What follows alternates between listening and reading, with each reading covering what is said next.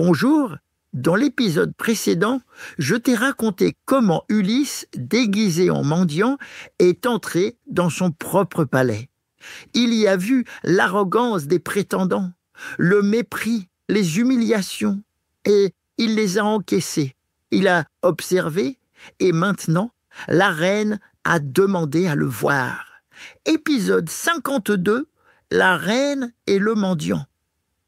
La nuit est tombée sur le palais. Les torches brûlent doucement dans les couloirs. Les prétendants dorment ou ronflent dans la grande salle. Et dans ses appartements, Pénélope veille. Elle est assise, droite, silencieuse. Elle attend qu'on lui amène ce mendiant étrange dont elle a entendu parler toute la journée.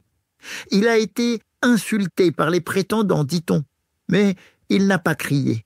Il n'a pas mendié plus que de raison, et il a regardé les choses avec calme, comme quelqu'un qui comprend tout.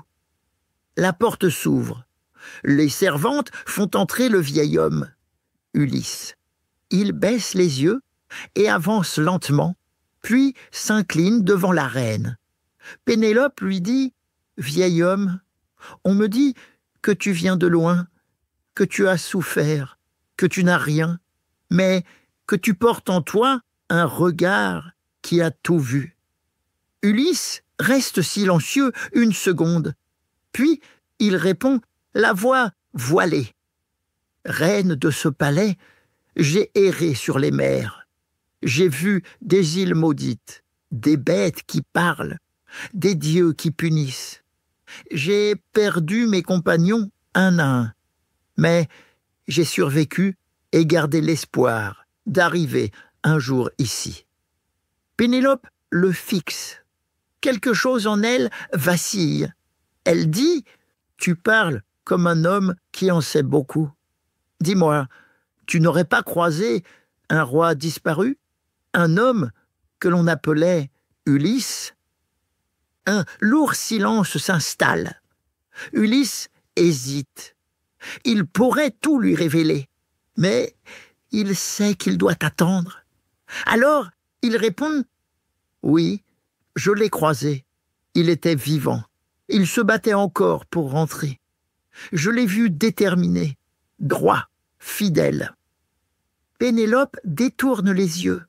Elle ferme un instant les paupières. « Tu ne me flattes pas, vieil homme. Tu veux me faire espérer. Cela fait 20 ans que je rêve d'entendre ces mots, et 20 ans qu'ils me brûlent. » Ulysse reste immobile. Il voit les rides discrètes sur le front de la reine. Il voit la force dans son port de tête. Il reconnaît la femme qu'il a aimée et qu'il aime encore. Mais il ne dit rien. Pénélope continue la voix plus basse. « Tu sais, pendant des années, j'ai réussi à tromper les prétendants. Je leur disais que je ne choisirais aucun d'entre eux avant d'avoir terminé la grande tapisserie en l'honneur de mon beau-père.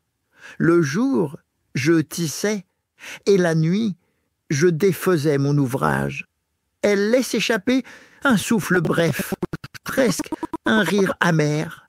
« Mais une servante m'a trahi.